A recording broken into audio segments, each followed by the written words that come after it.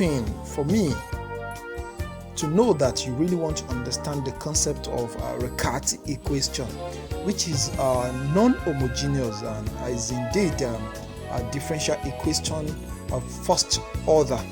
So in this video, I will call your attention to a method called a problem called Riccati equation and how to solve the problem. The differential equation you can see on the board now is called Riccati, and if you look at this very well, you notice that we're having dy dx to be equals to p of x multiplied by y squared, and then plus q of x multiplied by y, then plus r of x. So in this case, we notice that px, qx, they are multipliers of what? Of the dependent variable, and we have rx that is not multiplying anything, and both p, q, and r, they are continuous function, and they are also real value functions. So with that, we can refer to this problem as non-homogeneous. But the question is this: is there any name given to a problem like this? Yes, the name is called Riccati equation. Let's take a look at it again. If my p of x is 0, do you notice that this problem called Riccati will indeed reduce to what is called linear? Linear here, I mean linear differential equation that we normally solve using our integrating factor. So if p of x is 0 now, you notice that the problem will reduce to it reduces to linear. And at the same time, if we can somehow obtain one particular solution x of x of a Riccati, then the next thing is for us to change the variable. And how do we change the variable? We consider the y, which is the dependent variable, to be equals to x of x then plus 1 over z. In this case, z is a new variable we are trying to introduce. But the only thing here is that looking at Riccati, we must first of all look for one solution. And that solution is what we call x of x. And when we have this one will help us to transform the problem in such a way that y is the dependent variable in Riccati. By the time we reduce it, we now have z to be the dependent variable of the transform problem. And at the same time, we still maintain the same independent variable x, but the only thing we do is that we change the dependent variable from y to z. So the strategy is to find the general solution of this linear equation and use it to write the general solution of the original Riccati equation. So before we proceed, let me speak on this again. This problem here, we call it Riccati, and for us to solve it, we need to first of all look for one solution, and when we obtain that solution, then we put that solution into this expression, which says that y of x, which is the dependent variable in the Riccati, is now equals to the solution we already known plus 1 over z, and that z is the dependent variable that we are trying to introduce. And this one will now help us to change the Riccati from one problem to another problem. And when we reduce it, the reduced version will now have z.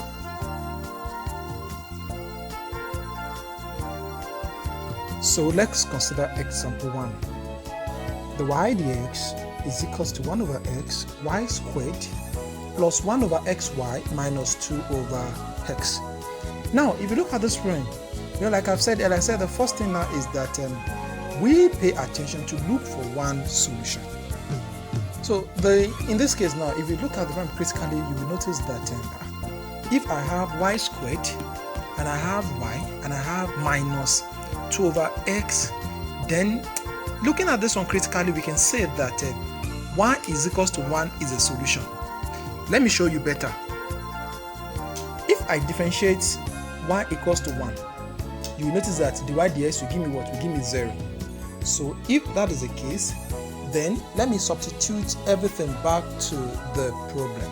Then you now see now that a 0 is equals to 1 over x. Then what I'm trying to do is that wherever you see y, you change it to 1. Then you have 1 square, you have 1. Then if you look at this one again, you can simplify. You will now notice that a 0 is equal to 2 over x minus 2 over x. Then what does that mean? It means that y is equals to 1 is indeed a solution to this Riccati problem. So now we can now proceed and start the resolution. But don't forget what I've said by that is that we need to now change, we need to transform the problem. And how do we transform? All we just need to do is just to say that y, which is the dependent variable in the Riccati, is equals to the solution we've seen, which is 1, plus 1 over z. Z is a new variable we are trying to introduce. You can see that in this case, 1 over z is still the same thing as z raised to power what? Minus 1. So, okay, now let's try to differentiate both sides. If we differentiate both sides, we have dy dz. You know, in the cases that you differentiate both sides with respect to z. So if you differentiate y with respect to z, you have dy dz. Then if you differentiate 1 with respect to z, you have 0. If you differentiate z raised to power minus 1 with respect to z, what you have is minus 1, then you subtract 1 from the power. Then that will give you minus z raised to power minus 2, which is the same thing as minus 1 over z squared. So the next thing is this, we can use chain rule. Because if we know that y is a function of z, in that case we can say that dy dx is equals to dy dz dz dx. You know, in this case now, we are having dy dz to be minus 1 over x z squared. Then in that case, we can now see now that dy dx, which is dy dx in the Riccati, is not the same thing as minus 1 over z squared, then dz dx. So now let's substitute everything back to the Riccati problem that we are trying to solve. You now see now that instead of writing dy dx, you can now write minus 1 over z squared dz dx, then plus 1 over x. You know, before we have y squared. So instead of writing y now, we now write 1 plus 1 over z squared, then plus 1 over x, then multiply by what? By z, then minus 2 over x. So what we now do is that we need to expand. We need to expand. You know, if you expand 1 plus 1 over z, you expand it over squared. Then this is what you have. You have 1 plus 2 over z plus 1 over z squared. And likewise, if you do that, you can now see now that the only thing I've just done is just to expand the So the problem now is now still what we have on the screen now. So in this case, you see that the only thing I've just done is to expand 1 plus 1 over z squared. So if we now expand the other side, if you now expand, you now see that 1 over x will multiply 1 plus 2 over z plus 1 over z squared. Likewise, 1 over x will expand the other bracket as well, minus 2 over x. Then what we get is what is on the screen. If you look at this very well now, you know, we need to multiply both sides by z squared, because we're having 1 over z squared multiplied by dz dx. So if you multiply both sides by z squared, then we have this expression on the screen.